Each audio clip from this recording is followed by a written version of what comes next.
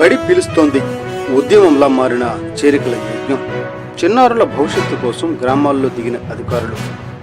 నంద్యాల జిల్లా బండి ఆత్మకూరు మండలంలో బడి పిలుస్తోంది కార్యక్రమం ప్రజల్లో చైతన్యం నింపుతూ ఉద్యమంలా కొనసాగుతోంది. ప్రతి గ్రామంలో ప్రభుత్వ పాఠశాల చేరికలే లక్ష్యం అన్న కలెక్టర్ ఆదేశాల మేరకు మండల ప్రత్యేక అధికారి శ్రీమతి లీలావతి దేవి ఆధ్వర్యంలో అధికారులు గ్రామాల వారీగా విస్తృత పర్యటనలు నిర్వహిస్తున్నారు.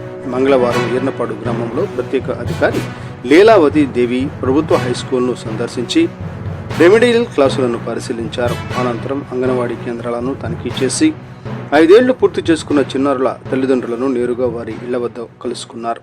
ప్రైవేటు పాఠశాలల వైపు మొగ్గు చూపుతున్న తల్లిదండ్రులకు ప్రభుత్వ పాఠశాలల్లో అందుతున్న నాణ్యమైన విద్య, మెరుగైన సౌకర్యాలు, ఉచిత పుస్తకాలు, యూనిఫామ్లు, మధ్యాహ్న భోజనం వంటి సదుపాయాలపై అవగాహన కల్పించారు. అలాగే ప్రభుత్వం అమలు చేస్తున్న తల్లికి వందనం వంటి పథకాల గురించి వివరించి ప్రభుత్వ పాఠశాలలపై నమ్మకం పెంచారు. అంతేకాకుండా చిన్నారులను స్వయంగా తన వాహనంలో తీసుకువెళ్లి ప్రభుత్వ పాఠశాలలో చేర్పించడం అక్కడి ప్రజలను భావోద్వేగానికి గురి చేసింది.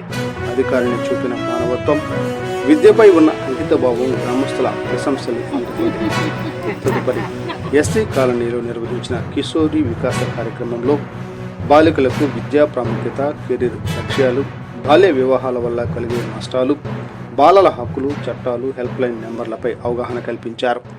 ఈ కార్యక్రమంలో మండల తహసీల్దార్ పద్మావతి, ఎంపీడీఓ గాయత్రి, ఎంఈఓలు యశోద, మోహన్ రెడ్డి, అంగన్వాడీ సూపర్వైజర్ రమాదేవి, అంగన్వాడీ కార్యకర్తలు, ఆయాలు, ప్రభుత్వ పాఠశాలల ప్రధాన ఉపాధ్యాయులు పాల్గొని గ్రామాల్లో విస్తృత పర్యటన నిర్వహించారు.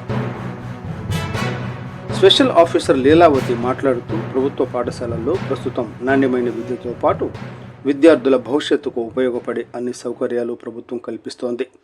ప్రతి చిన్నారి తప్పనిసరిగా పాఠశాలకు వెళ్లి మంచి విద్యను అభ్యసించాలన్నదే ప్రభుత్వం లక్ష్యం. బడి పిలుస్తోంది కార్యక్రమాన్ని ఉద్యమంలా నిర్వహిస్తూ గ్రామాల్లో ప్రతి ఇంటికి వెళ్లి తల్లిదండ్రులకు అవగాహన కల్పిస్తున్నాం. ప్రభుత్వ పాఠశాలల్లో ప్రైవేట్ స్కూల్స్కు ఏమాత్రం తీసుకునే విధంగా బోధన జరుగుతోంది. పిల్లల భవిష్యత్తు కోసం ప్రభుత్వ పాఠశాలల్లో చేర్పించాలని తల్లిదండ్రులను కోరుతున్నాం అని తెలిపారు.